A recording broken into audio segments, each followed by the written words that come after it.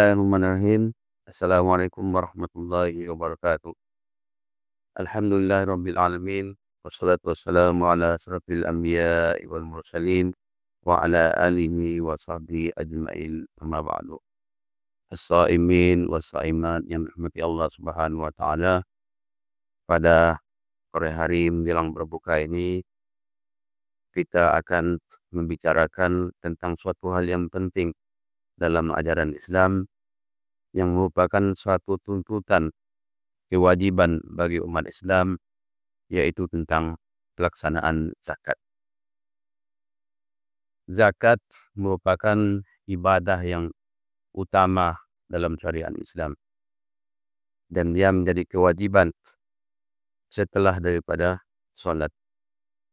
Maka zakat ini harus dioptimalkan. Dimaksimalkan pengelolaannya. Memang selama ini sudah dikelola, namun belum maksimal semestinya. Dan di antara sekian banyak rukun Islam, itu zakatlah yang paling kurang mendapat perhatian. Sebut kita misalnya sholat, alhamdulillah kalau untuk sholat sudah dibuatkan masjid, tempat ibadah yang baik, yang mewah, banyak di mana-mana, dan berlomba-lomba orang untuk membangun daripada masjid, musalla. Begitu juga dengan haji. Haji cukup mendapat perhatian yang sangat baik, baik oleh pemerintah ataupun oleh kalangan swasta, dan didukung dengan dana yang besar. Berebut-rebut orang untuk mendaftarkan diri sebagai daripada jemaah haji. Dan di situ keberkahan dari Allah Subhanahu wa taala. Begitu juga dengan puasa.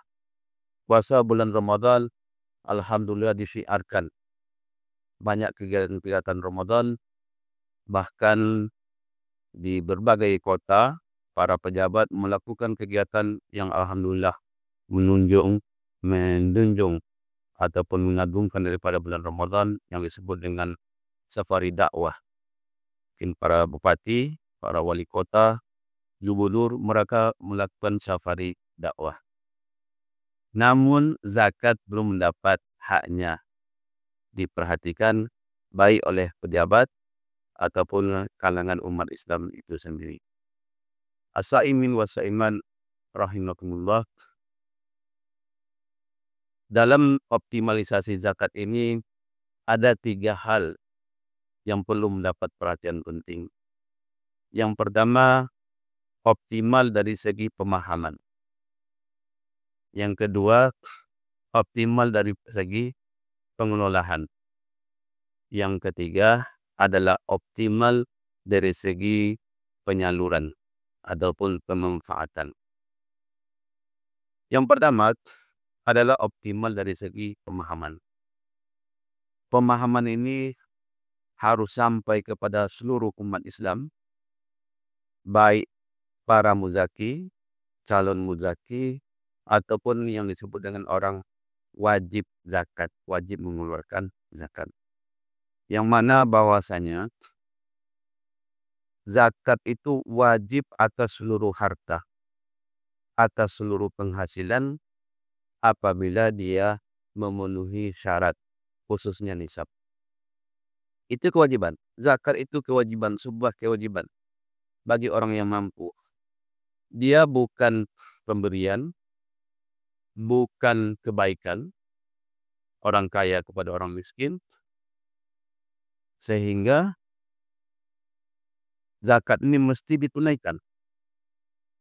Bahkan dalam Al-Quran Karim, Allah Subhanahu wa taala merangkaikan antara zakat itu dengan sholat. Aqimus shalah wa atuz zakah, yuqimuna shalah wa yutuna zakah. Allah rangkaikan.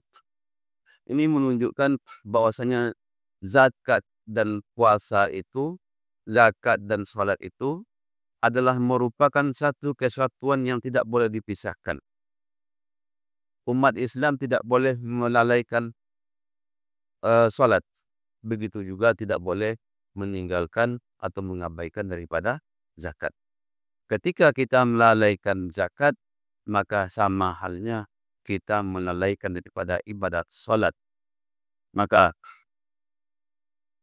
pemimpin umat Islam waktu itu Abu Bakar As-Siddiq radhiyallahu anhu, satu-satunya sejarah dalam sejarah umat manusia terjadi peperangan untuk membela hak daripada orang miskin, itu terjadi pada zaman umat Islam yang dipimpin oleh Khalifah Abu Bakar As-Siddiq. Beliau menegaskan dan sampai memerangi orang-orang yang melawan daripada kewajiban zakat, mengingkari daripada kewajiban daripada zakat. Ada para sahabat waktu itu yang mereka mengatakan kepada Abu Bakar, "Wahai Abu Bakar, bagaimana engkau memerangi orang yang mengucapkan la ilaha illallah Muhammad Rasulullah?" Ini orang mengucapkan la ilaha illallah Muhammad Rasulullah, tapi diperangi oleh Abu Bakar As-Siddiq. Apa jawaban Abu Bakar As-Siddiq?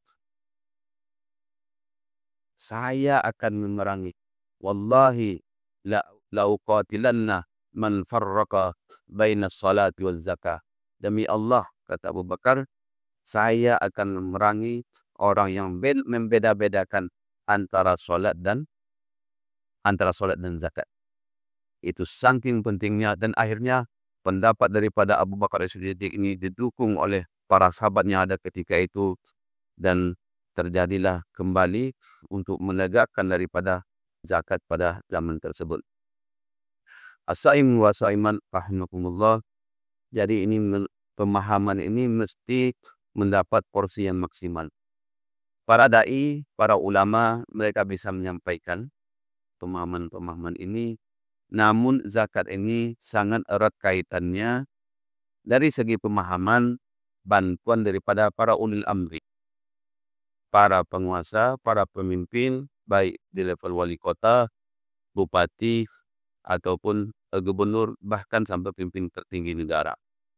Mereka lah yang bisa menyampaikan, mengumpulkan para muzaki, para orang-orang yang mampu untuk disosialisasikan tentang kewajiban zakat ini.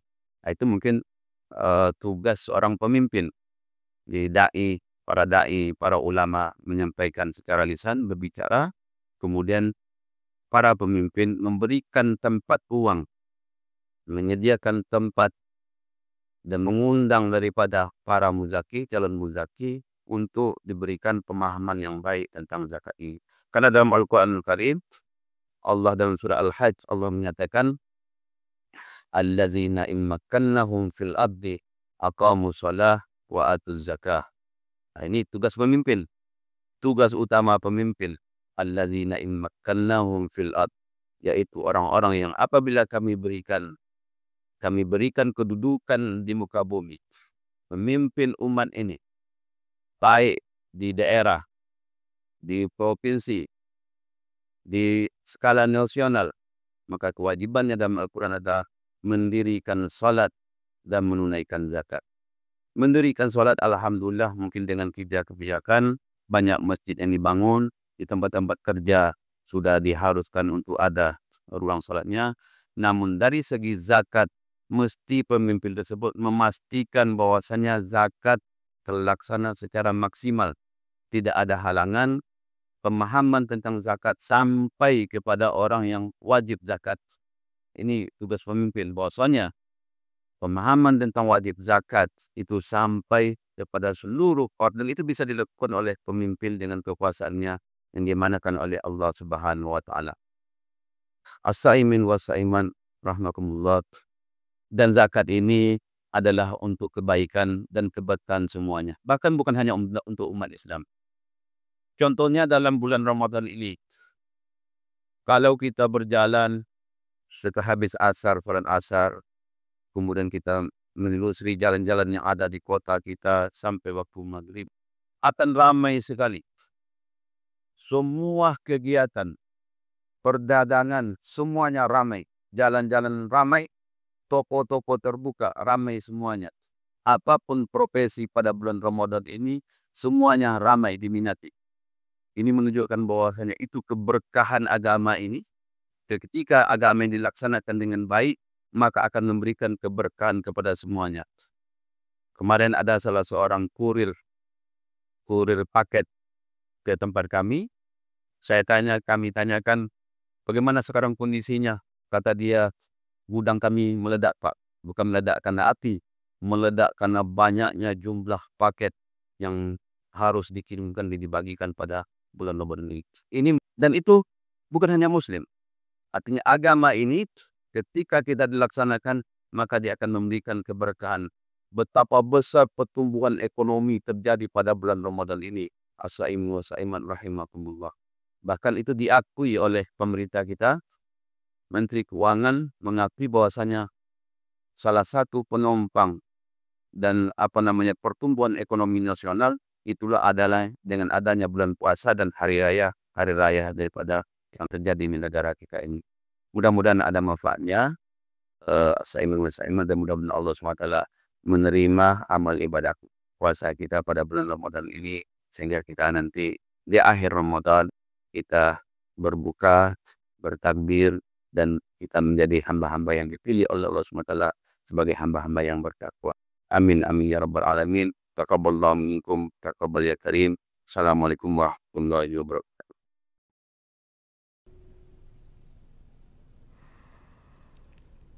Allahu Akbar, Allahu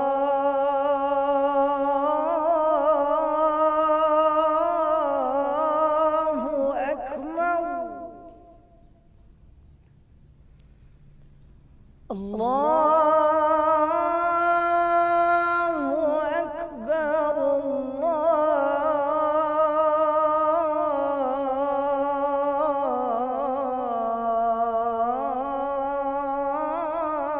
Allahu Akbar.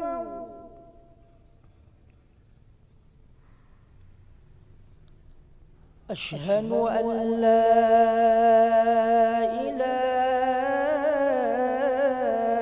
illallah.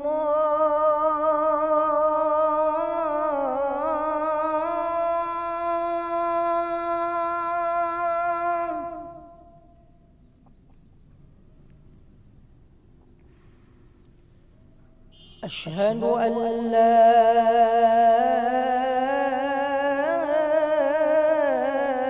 ilaha illallah.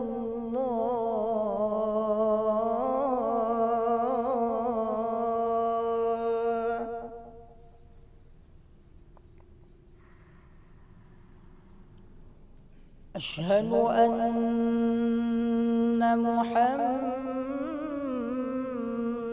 Rasulullah.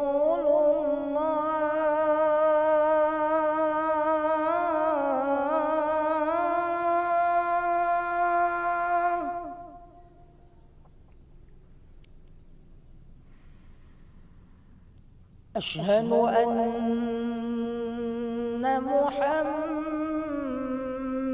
Rasulullah.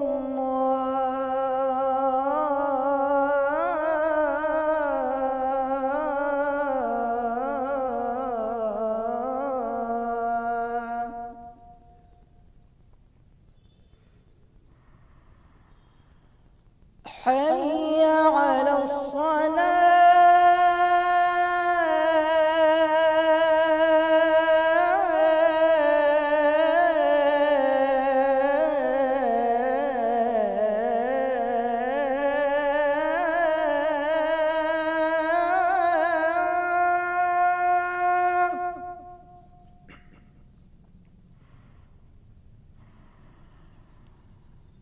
حي على الصلاة.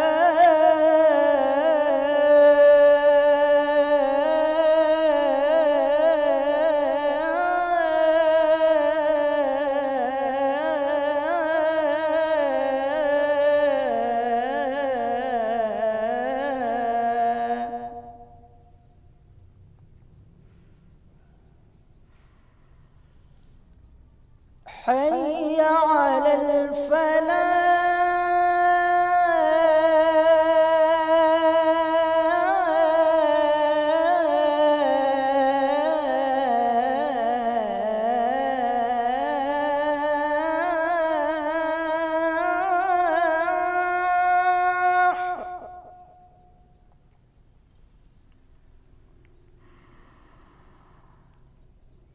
حي على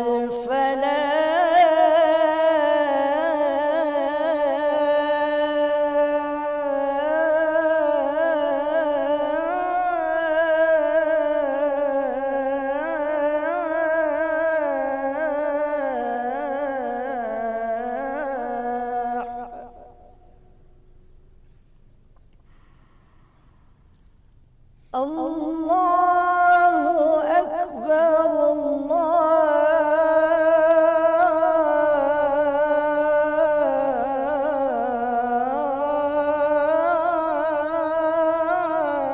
الله أكبر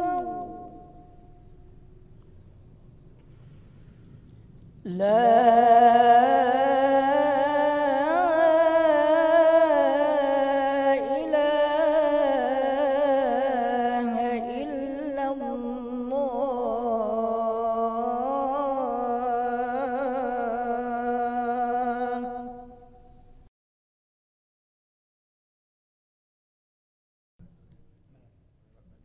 اللهم رب هذه الدعوة التامة والصلاة القائمة